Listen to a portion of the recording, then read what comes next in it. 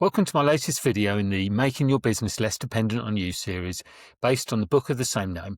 Last week, I talked about where to start in your journey.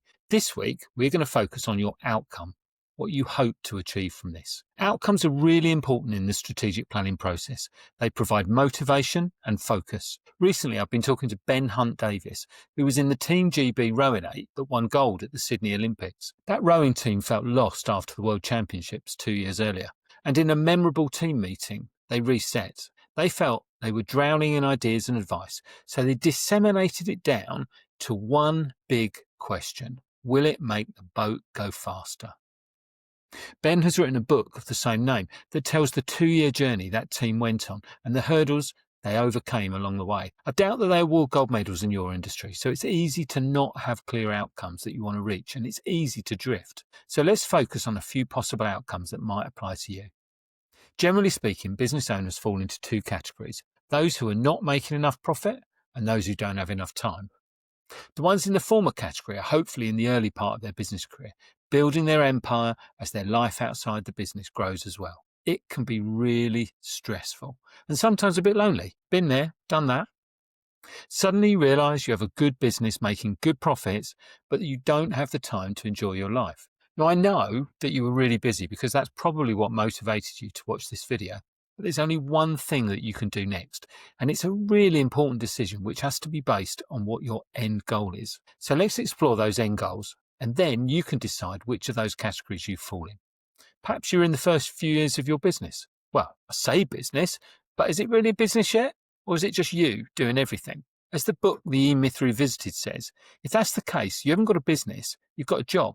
And it's the worst job in the world because you've got an unreasonable boss who won't let you go home. If that's you, maybe you're ready for one of the biggest steps of all, taking on your first employee. Alternatively, perhaps your business has reached a ceiling and you've been stuck for a while. I regularly use the phrase, what got you here won't get you there.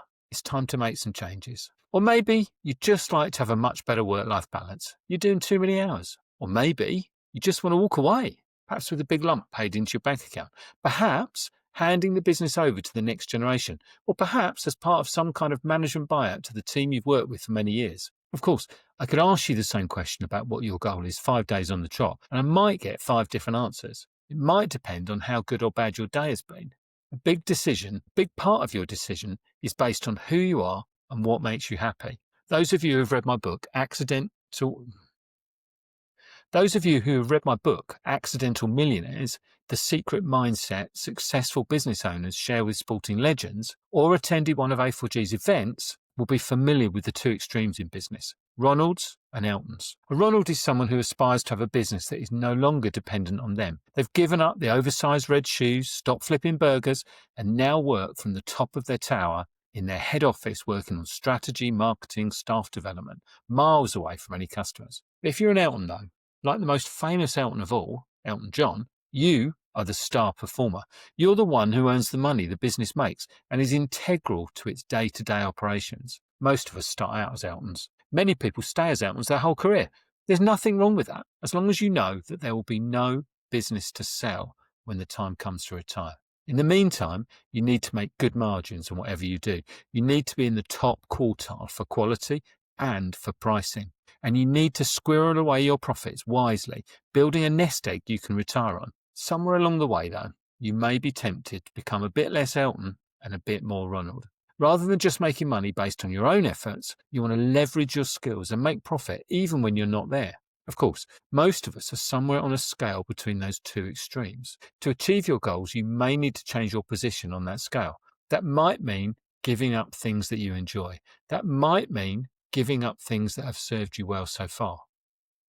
Okay, that's enough for one video. In the next video, I'll start to explore some of those different goals, starting with the big one, exit.